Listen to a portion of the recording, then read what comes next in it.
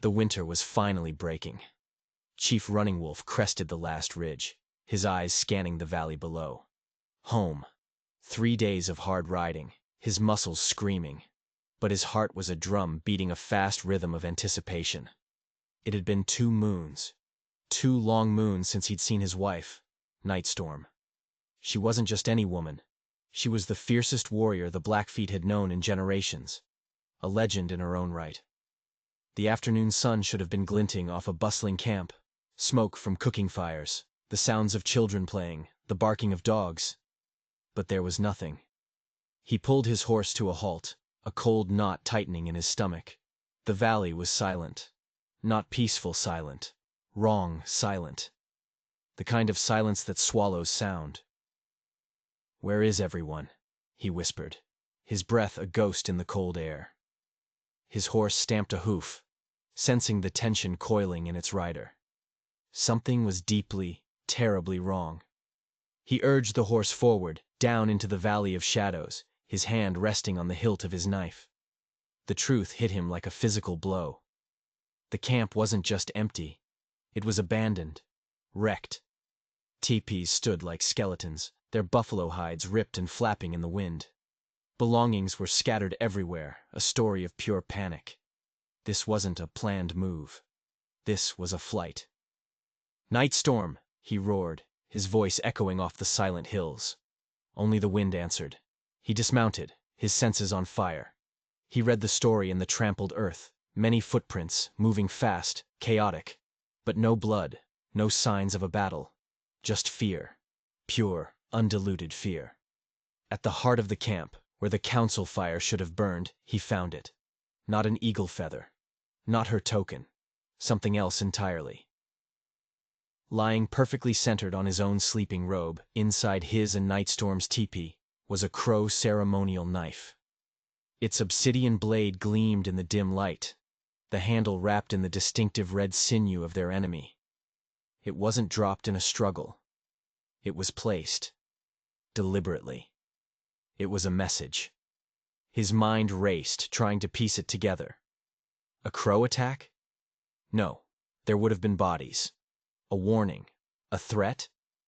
It felt like something more. An invitation to a game he didn't understand. He picked up the knife, the cold stone handle feeling alien in his hand. He went back outside, his eyes scanning the ground again, looking for the main trail. He found it easily. Most of the tribe, hundreds of footprints, headed north, toward the summer hunting grounds. That made sense. Fleeing something, they would go to a place of strength. But then he saw it. A second set of tracks, fainter, harder to see, leading away from the main group, leading west, straight into the jagged, unforgiving teeth of the mountains. He knelt, his fingers tracing the outline of the moccasin print in the dirt. He knew this print better than his own. The unique stitching on the side, the way her weight settled on the ball of her foot. It was Nightstorm. She had gone west. Alone. Every instinct screamed that this was wrong.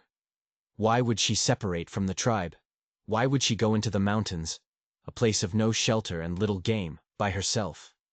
She was a warrior, yes, but she was also pragmatic. This was reckless, suicidal. Unless she wasn't fleeing. Unless she was heading to something. He secured the crow knife in his belt, his jaw set like stone. The mystery of the abandoned camp had just become the mystery of his wife. His father could lead the tribe. His duty was clear. He turned his horse west and kicked it into a gallop, following the ghost of a trail into the rising mountains, the silent valley shrinking behind him. He was no longer just a chief returning home. He was a hunter, and his prey was the truth. The trail was deliberate. He could see that now. Nightstorm wasn't running. She was moving with purpose. Every step was carefully chosen, leaving just enough of a sign for someone who knew how to look. For someone like him.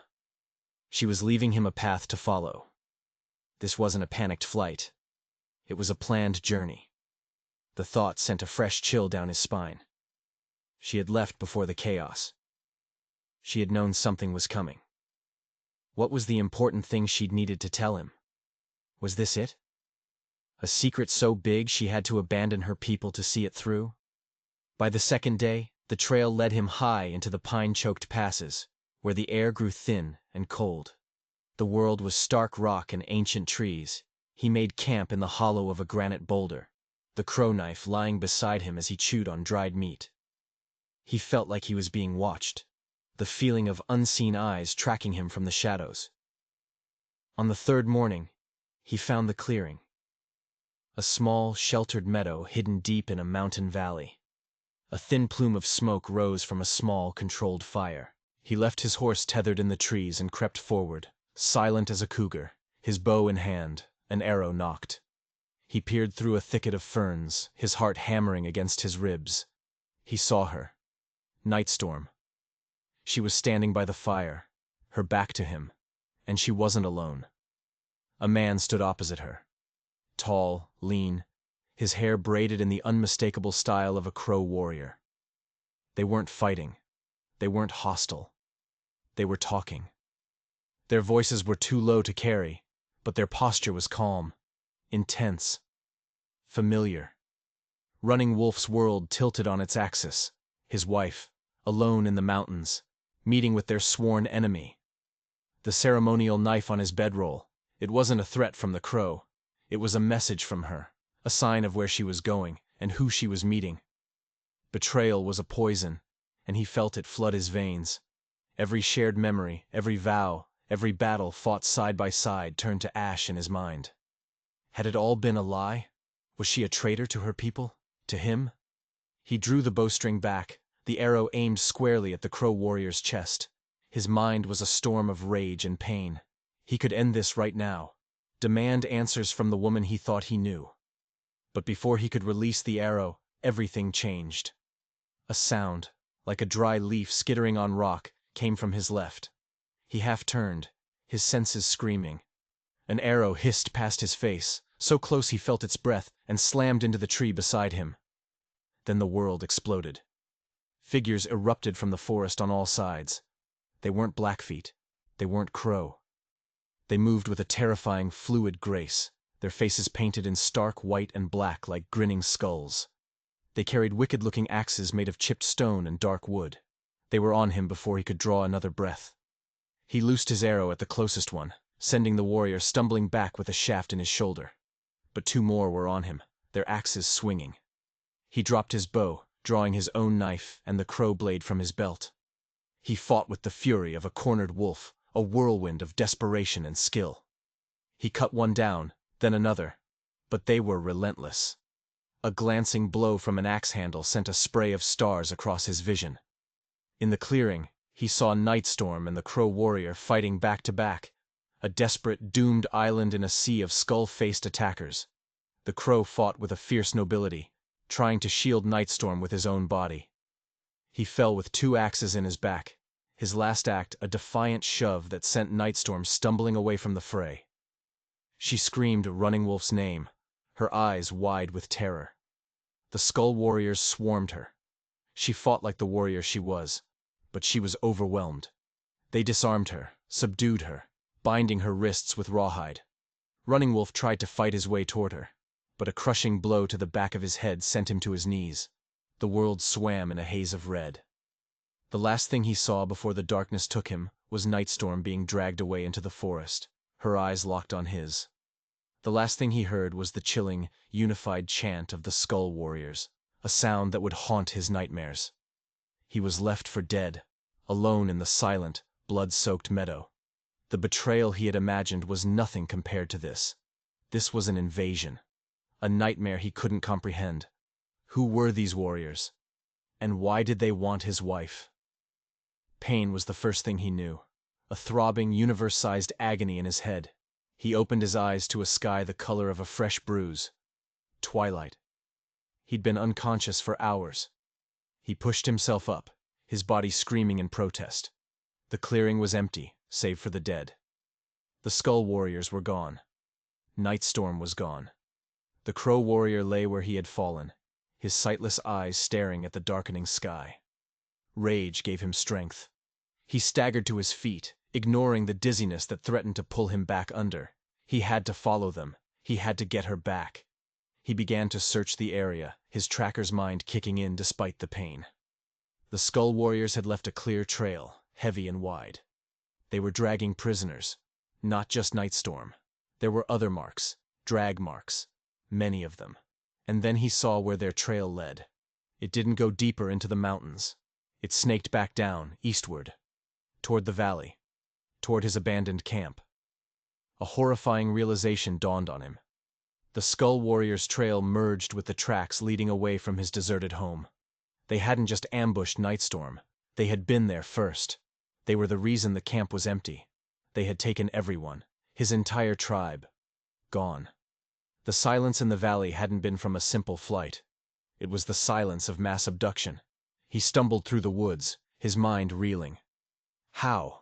How could an entire camp of Blackfeet warriors and their families be taken without a single drop of blood being spilled? It was impossible. It defied all logic. He found him near the edge of the abandoned camp, hiding in a thicket of willows by the creek. Jumping Badger.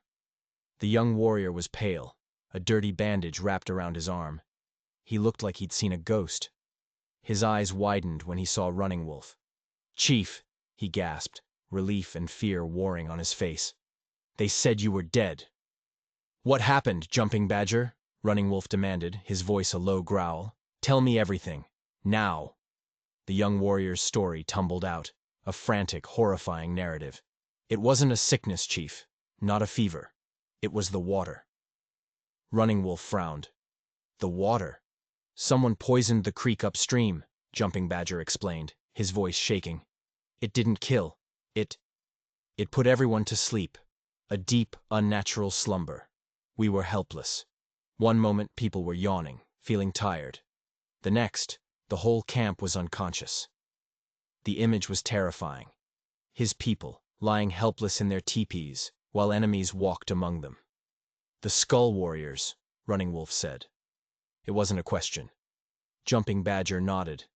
"They came in the night, silent as shadows. They took everyone, men, women, children. They loaded them onto travois and dragged them away. A few of us who were out hunting, or who hadn't drunk the water yet, we tried to fight. There were too many." He gestured to his wounded arm. "They cut us down. I played dead. It's the only reason I'm alive." It all clicked into place. The lack of a struggle, the abandoned belongings. The Skull Warriors hadn't needed to fight. They had simply walked in and taken what they wanted. But one question burned brighter than all the others. "Nightstorm," Running Wolf said, his voice tight. "Why was she awake? Why was she in the mountains with a crow?" Jumping Badger looked down, a shadow of guilt on his face. "She knew, Chief. She suspected something was wrong with the water days ago. She said it tasted wrong. She warned people, but no one listened. They said she was being overly cautious.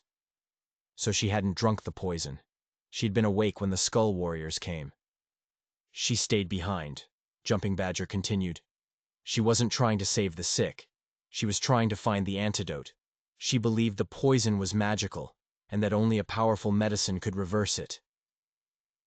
The pieces were slotting together, forming a picture that was both terrifying and awe-inspiring. Nightstorm wasn't a traitor. She was a hero. "The Crow Warrior," Running Wolf pressed. "Who was he?" "He was her contact," Jumping Badger revealed. And this was the twist that stole Running Wolf's breath. "His people, a small clan of Crow who live in the mountains, they suffered from the same sleeping poison years ago. A rival shaman cursed them. Nightstorm had heard the story. She sought him out. He wasn't her enemy. He was bringing her the cure. The man he had been about to kill, the man he had believed was his wife's secret lover, had died trying to save her, trying to save all of them. Shame and grief warred with his rage. He had been so wrong. "The cure," Running Wolf said, his voice urgent. "Did he have it?" Jumping Badger shook his head. "I don't know. The Skull Warriors attacked before he could give it to her. But he told her something. He said the cure wasn't a plant or a potion." Running Wolf waited, his knuckles white. "He said the cure was a person." The words hung in the air, nonsensical and terrifying. A person? What could that possibly mean? Running Wolf's mind, trained in the arts of war and tracking, could not grasp this. It was medicine man talk, spirit talk. A person? Running Wolf repeated, the words feeling foreign on his tongue. Jumping Badger nodded grimly. That's what the crow told her. I overheard it, just before the attack. He said the poison was the work of a powerful shaman, and only an equally powerful medicine man could undo it. One who understood the poison's nature. A sudden, chilling memory surfaced. Drag marks at the healing springs, where the first abductions had taken place. 2 sets. He had assumed it was Nightstorm and his sister. But his sister had been with the main tribe. There was only one other person there. Old Crow, Running Wolf breathed. The medicine man. The wise, quiet elder who had served the Blackfeet for as long as anyone could remember. He had been with Nightstorm and the others at the springs. He had been taken. But something about Jumping Badger's story felt incomplete. Another piece was missing. There's more, Running Wolf said, staring hard at the young warrior. I can see it in your eyes.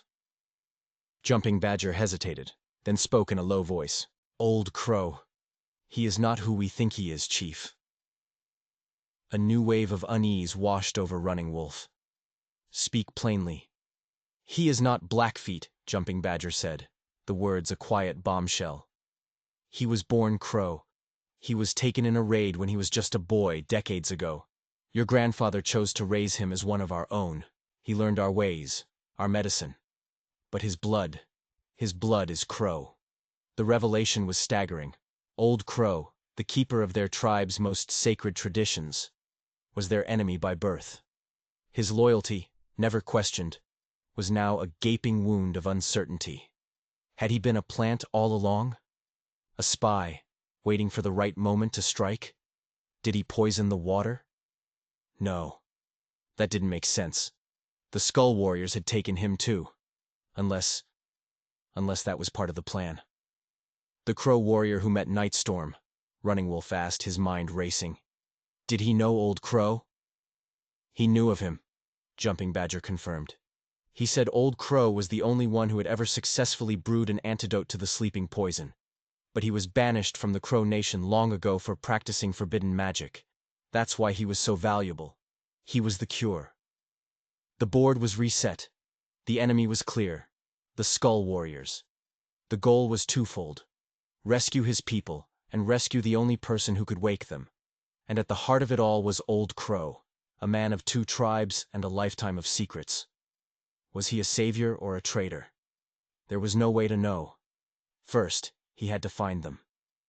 Where did they go? Running Wolf demanded. Which direction?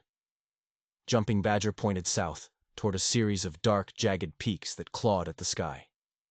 They call it the Canyon of Whispers, a cursed place. No hunter will go near it. They say the rock itself drinks the sound from the air, and that spirits of forgotten men guard its passages. A fortress, of course. How many warriors did you see? At least 50, Jumping Badger said, his voice grim. Maybe more. Too many for one man, Chief. Too many for the handful of us who escaped. He was right. A direct assault would be suicide. He was a war chief, not a fool. He needed an army. But his own warriors were enchanted, helpless. He had no one to call upon. Unless... An idea, desperate and insane, began to form in his mind. An idea born of shared enemies and impossible circumstances. The crow knife was still in his belt, its cold weight a constant reminder of his misjudgment. The warrior who had carried it died trying to help his wife. His people had also suffered from this poison. They had a reason to want revenge against whoever was using it now. There was only one place to get the army he needed. He would have to walk into the heart of his enemy's territory. He would have to go to the crow. Gather the other survivors, Running Wolf commanded Jumping Badger. His voice filled with a new, terrifying resolve. Stay hidden.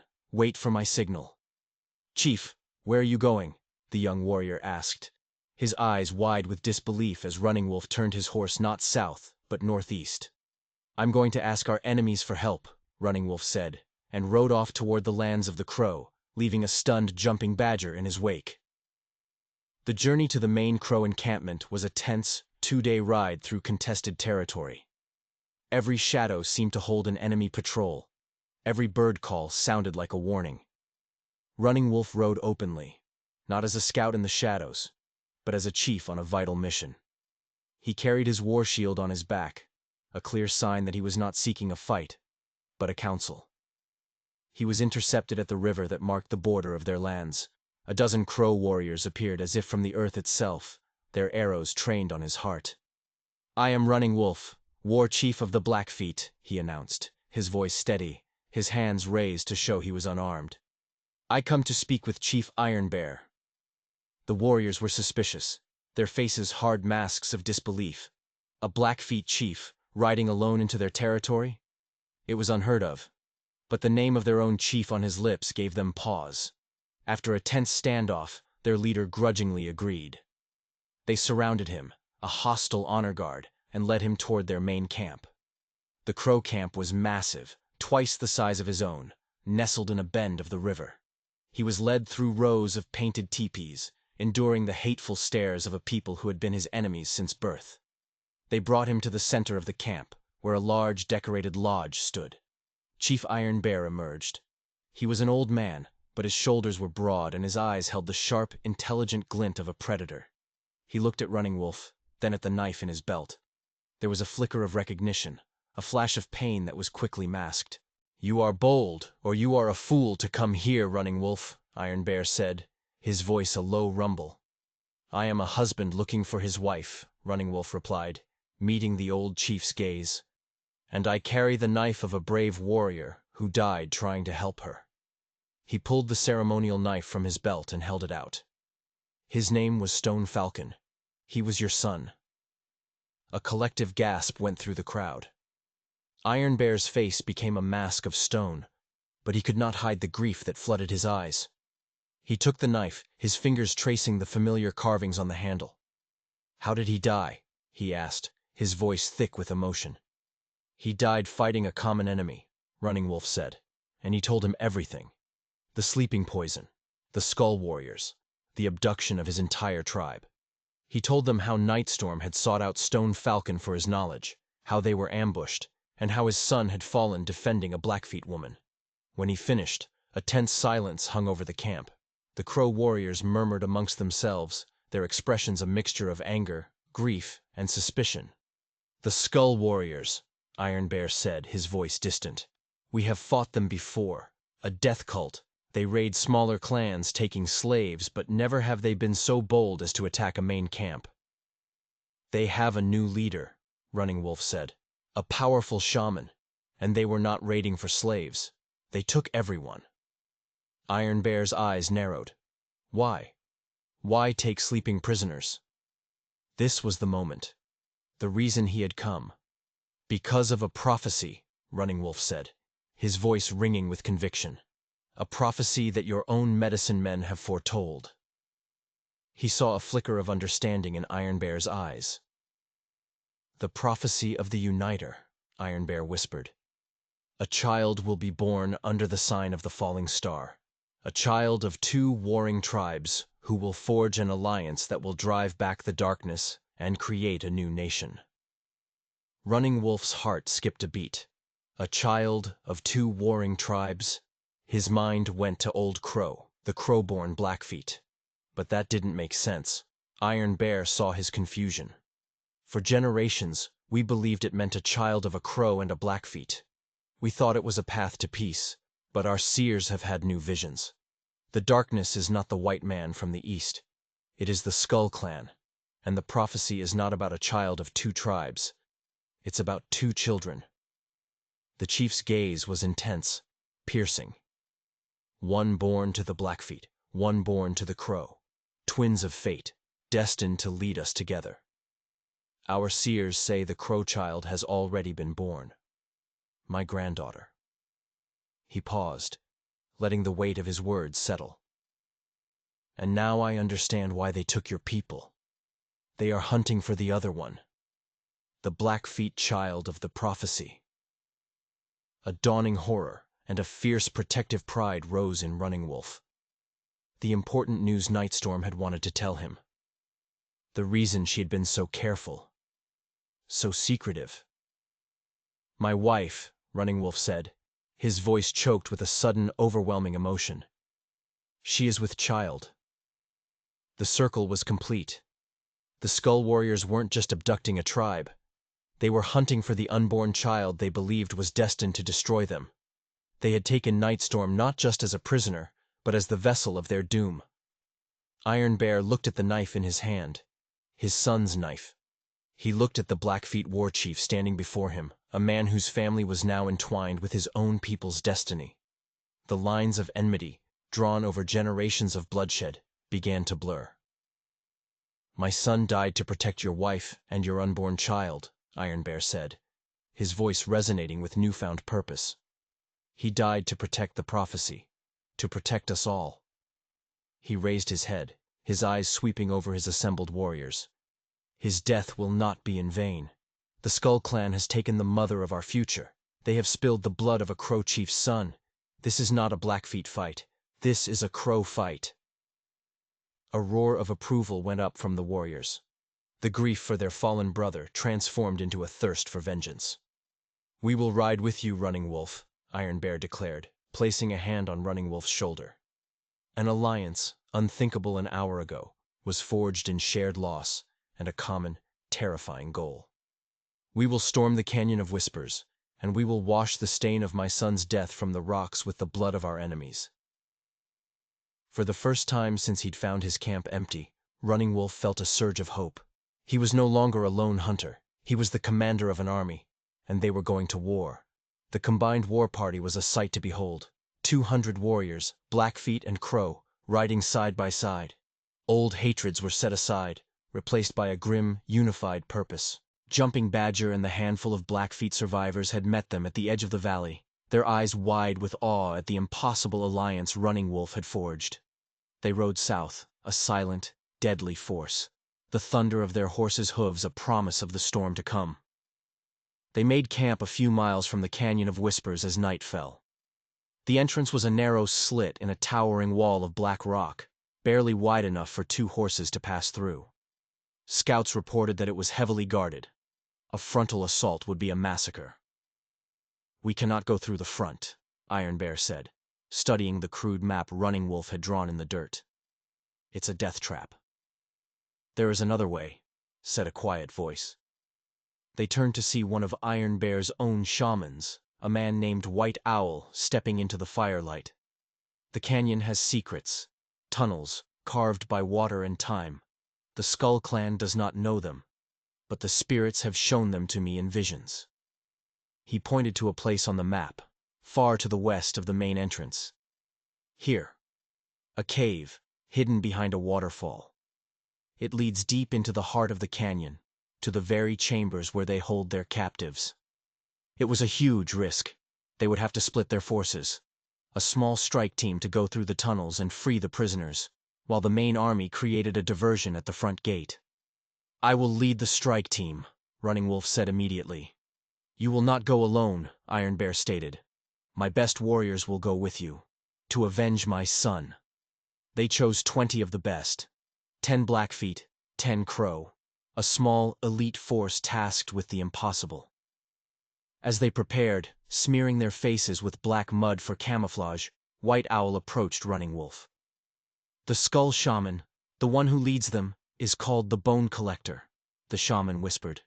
"His power is not of this world. He draws it from fear and from death. Do not fight him with strength alone. You must find the source of his power and break it." "What is the source?" Running Wolf asked. "I do not know," White Owl admitted. "But your wife will. The spirits have chosen her for a reason. She is the key." Under the cover of a moonless night, the main army began its advance toward the canyon entrance, their war cries and drum beats designed to draw the attention of every guard. At the same time, Running Wolf's team slipped into the forest, following White Owl to the hidden waterfall. The cave was slick and cold, the sound of the waterfall a deafening roar. They moved in single file, their torches casting flickering shadows on the damp rock walls. The tunnel twisted and turned, descending deep into the earth. After what felt like an eternity, they began to hear something other than the water, a low, rhythmic chanting. They extinguished their torches and crept forward into a massive cavern, lit by the eerie green glow of phosphorescent moss. What they saw froze their blood. The entire Blackfeet tribe was there, lying on the stone floor in neat rows, still lost in their enchanted slumber. In the center of the cavern, on a raised stone altar, lay Nightstorm. She was awake, her wrists and ankles bound to the stone. Standing over her was the Bone Collector. He was a terrifying figure, tall and gaunt, his body covered in ritual scars and human bones woven into his clothes. He wore a death mask carved from the skull of a great bear. He chanted in a guttural language, holding a gleaming obsidian dagger over Nightstorm's heart. Dozens of skull warriors stood guard around the cavern. "The eclipse," White Owl whispered from behind Running Wolf. He pointed to a fissure in the cavern ceiling, through which a sliver of the night sky was visible. The moon was slowly being devoured by a black shadow. "He will make the sacrifice at the moment of total darkness. It will sever the prophecy and grant him unimaginable power." They were running out of time. "Now!" Running Wolf hissed. The strike team exploded from the tunnel entrance. Arrows flew, silent and deadly, taking down the first line of guards before they could even raise an alarm. The cavern erupted into chaos. Crow and Blackfeet warriors, fighting as one, crashed into the skull warriors. The clang of steel and the cries of battle echoed off the cavern walls. Running Wolf had only one target. He ignored the swirling melee around him and charged straight for the altar, his knife and his war axe in his hands. The Bone Collector turned, his eyes glowing with malevolent green light from behind the mask. He was impossibly fast. He met Running Wolf's charge not with a weapon, but with a gesture. A wave of force, cold and heavy, slammed into Running Wolf, throwing him back as if he'd been kicked by a buffalo. He landed hard, the air knocked from his lungs. The shaman laughed, a dry, rattling sound.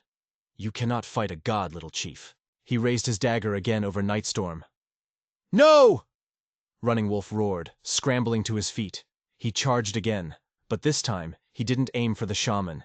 He dodged the blast of energy and lunged for the altar itself, slamming his shoulder into the stone. The altar shuddered, throwing the Bone Collector off balance. The dagger clattered to the floor. It was the opening he needed. He leaped onto the altar, cutting Nightstorm's bonds with a slash of his knife. "The source of his power," he grunted, pulling her to her feet. "White Owl said you would know." Nightstorm's eyes were fierce, her mind sharp despite her captivity. "The bones," she said, her voice a gasp. "It's the bones he wears. They are relics of shamans he's defeated. He's stolen their power." She pointed to a necklace of yellowed finger bones around the shaman's neck. "That one, the one in the center. It belonged to the Crow shaman who first created the sleeping poison. It's his anchor." The Bone Collector shrieked in rage and lunged at them, his hands like claws. Nightstorm, now free, moved with him. She was a warrior, and even unarmed and pregnant, she was deadly. She ducked under his grasp, grabbing a loose stone from the altar and smashing it against the side of his bear skull mask. The mask cracked, a piece falling away. Running Wolf saw his chance. While the shaman was reeling, he lunged forward, not with his axe, but with his knife. He ignored the shaman's body and slashed at the necklace.